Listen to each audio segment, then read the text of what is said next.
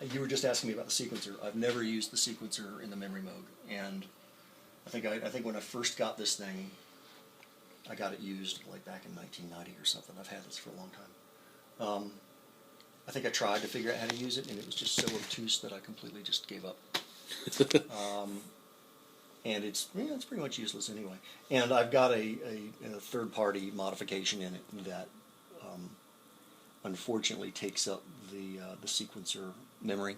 So even if I want to use the sequencer now, this other MIDI mod takes all that. I got So you. there's no sequencer in this one. Got it. It just says sequencer. It's a lie. It doesn't actually have a sequencer. False advertising. Don't believe the hype. Don't believe the hype. Yeah, totally don't believe it. But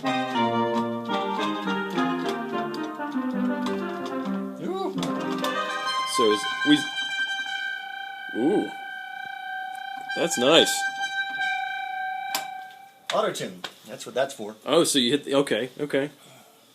And it'll go through and calculate the offsets. Once you set the scaling, you have to do that in hardware, but once you set the scaling, it's smart enough to go through and calculate the offsets for each voice. So hopefully... Okay, so it's kind of...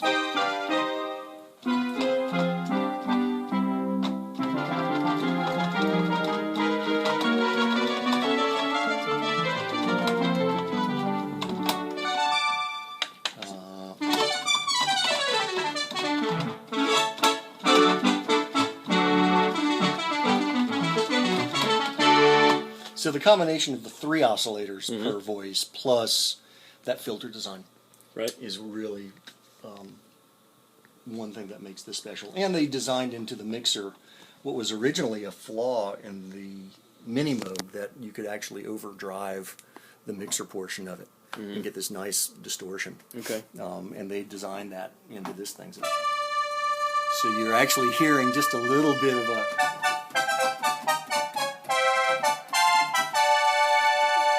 You know, and you can bring it down in a moderate level so all that goes away. Or this thing will do.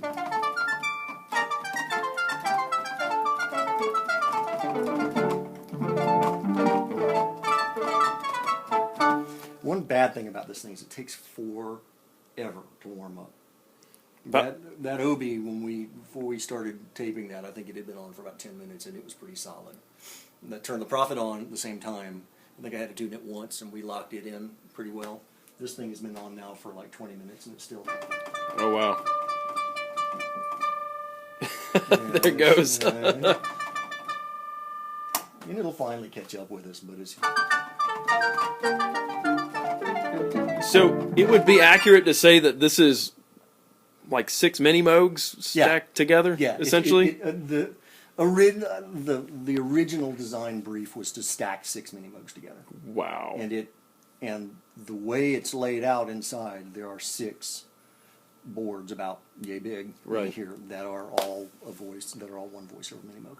Wow. Yeah.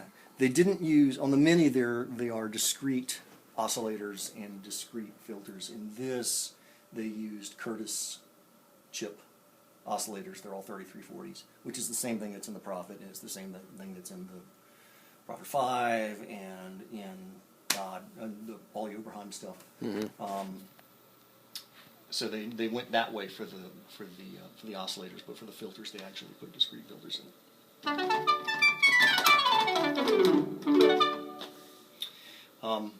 Yeah, this thing is just a nightmare of design flaws. I mean, they are running. It's got like, let's see, we said 24 oscillators plus, I'm forgetting other stuff, plus I'm totally blanking. This thing is chock full of like 36 Curtis chips, which at this point are almost they're obtainable, but they're expensive and they're hard. And when they designed this thing, they designed the power supply to be running the Curtis stuff, the 15-volt thing, all the way at the edge of their range. Right. Which is like ticket to burning out chips. Oh, I see. Generally, don't do that. And they did. It may or may not be one reason the thing sounds so amazing is that it really is in reality this close to blowing up at any given time. Mm-hmm. I mean, literally. Wow. But yeah, so they're a bear to work on, and they sound gorgeous. And I really hope the new Moog, as evidenced by this machine, decides to reinvent the MemoryMoog the same way they did the Taurus pedals, because they did a brilliant job on the Taurus pedals. Do you know, are they planning on doing that by any chance? Or? I do not know. No telling. I wish I had that information, but I do not. Any idea how many of these things were made? Well, this is serial number. It's like 35 something, and I've seen serial numbers up into the 43s. Okay. So, I'm guessing 45. I don't know. Okay. I don't know. Keeping in mind, this was the end of Moog's corporate lifetime. Right. I mean, this was almost the last thing they did. They did a little sequencer package for the Commodore 64 that's just dreadful. And we're doing, like, at that point they were owned by a holding company, and we're getting into, like, office telephones and the sound effects for those dome air hockey machines and right. just wacky stuff, desperately trying to keep the company afloat. The DX7 basically came in and just slaughtered them. Right. Just killed them. And didn't see it coming and didn't know how to react, and boom, done. So yeah, I don't know for certain how many of these were done, but I have seen serial numbers up into the 4300s of them. And they're not cheap. I mean, what would something like this? I mean, in good working condition, a Memory Plus. $6,000 now, maybe. You know, I think I saw one for sale up off of yeah. Off of 41 or somewhere up there, Marietta somewhere. There's a store up there in Marietta that's had ones sitting around for a while for $6,500. Yeah, that's what I thought. And yeah, I think that's the synth market has generally been climbing. I mean, this stuff generally does not devalue at any point, but we're in a little tiny slump right now. Mm-hmm. I think it'll come back, but right now is especially right after the NAMM show, and there were some great things at the NAMM show this year. Yeah. It's taken a little slump because everyone's saving up for the new goodies that just got introduced, and some great stuff got introduced. But I think the general trend continues to be up and up and up. But yeah, I think I paid in 1990 when I got this. I got it used from a college student who was trying to work his way through Georgia State, and I think I paid $700 for it. New not new, but in the box, Wow. And I actually toured with it. I'm one of the idiots that didn't know any better and toured with this thing, and I'm thankful to say that it has survived in one piece. There have been a lot that have not. So it didn't? Did it give you any trouble? Mm-mm. Nope. On rock the road? solid. So I guess you take care of it, and it's probably pretty good. Yeah, you take care of stuff. I didn't have roadies. I was doing all my own schlepping. Okay. And I had a great flight case for it and everything else, but I flew it around and everything. And Who did you tour with that thing? With this thing, I toured with my dad. Okay. In the early '90s, this is before the age of workstations where we had a million sound and splits and everything in one keyboard, and you still had to take piles of stuff out if you wanted to take it out. So I think that my rig was this and like an old Emax, maybe. Yeah, I think an right? Emax. Yeah. Okay. And I think my DX7, and I think I had a couple of rack pieces, but I don't remember what they were. But in early '90s, that's late '80s, early '90s. That's still kind of how you had to do it. I just was a masochist enough to drag this thing out. Right.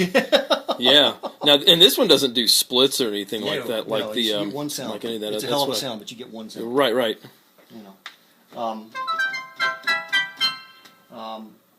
The funny thing is, of course, this and the I guess for sequential, they started cutting their line down to cheaper and cheaper stuff. So it was like Prophet 5 and the T8 and 10, and then it went down to like the 6-track and the multi-track, and then they did the Prophet 600. The 600, right. Which would have been about the same time as this. Mm-hmm. So for them, the 600 was kind of the end of the line for analog. For Moog, this was the end of the line. For Oberheim, they got another couple of years out of it. They did the Matrix 6 and the Matrix 12, which were all the way through what, 87, 88, 89, I guess? Maybe so. What's funny is that OB8 sitting on my workbench has the date stamped on the motherboard of January 1985. They were making that thing that late, which is just amazing to me. And that's an OB... It's an OB8. That's an OB8, okay. Yeah, so they stopped OB8s, and the thing that replaced it was the expander and the Matrix 12. Right. And then somewhere in there, I think right after it was the Matrix 6, which is kind of a cut-down version of it. And that was kind of the last hurrah for Oberheim. So we've got Moog out of the game, we've got Oberheim out of the game, we've got sequential Trion. They did the VS, and then they started doing samplers. Right? So they're getting out of the game. It was about that time that ARP dropped out too, right? I think it was that 80? Yeah, maybe before that. Wasn't because the Chroma, not the Rhodes Chroma was an ARP product. Was that right? You're right. You're absolutely right. So the Polaris was 86. Okay. Came out about the same time as the Matrix 12, and oddly enough uses the same chip. So if you want to steal chips to make a Matrix 12 run, if you find a Chroma Polaris that is broken beyond repair, and now they make new membranes for the broken membranes, so that's not an excuse anymore. But if you find one that's otherwise blown up, the Polaris is the only other thing besides the Matrix 12 that uses that same chip. Wow. But that's not a good reason to be stealing from Polarises, because that's a nice little keyboard. Yeah. I just finished fixing one, and it's funny. It's right between the Matrix 12 and like I don't know, kind of like that thing, the Prophet. I mean, it sort of lands in this. It's a little ballsier than a 12, but sort of like the Prophet is. But it's got some of the control of the 12. Some of the timbre, there's something in common. Were those DCOs in the Polaris, or no? They are VCOs. Those are VCOs. Okay. Those are VCOs. It will go out of tune. Okay. It is a very solid machine. Once you let it warm up for a minute and tune it, you probably won't have to tune it again. It's a very solid machine. Okay. It reminded me a little bit of a 106. Mm-hmm. So. Yep. Which. We have one in stock. Yes. When we come back. Yes. Next month. Our next trip will be Roland Land, and then maybe over to 70s Funkland. Yes. Yes, 70s Funkland is waiting for us. And maybe we can pull out the Matrix 12 and look at what happened after this, and pull out the Rev 2 Prophet 5 and find out what happened before that guy. Fill in some blanks there. So. It's beautiful, man. Yay.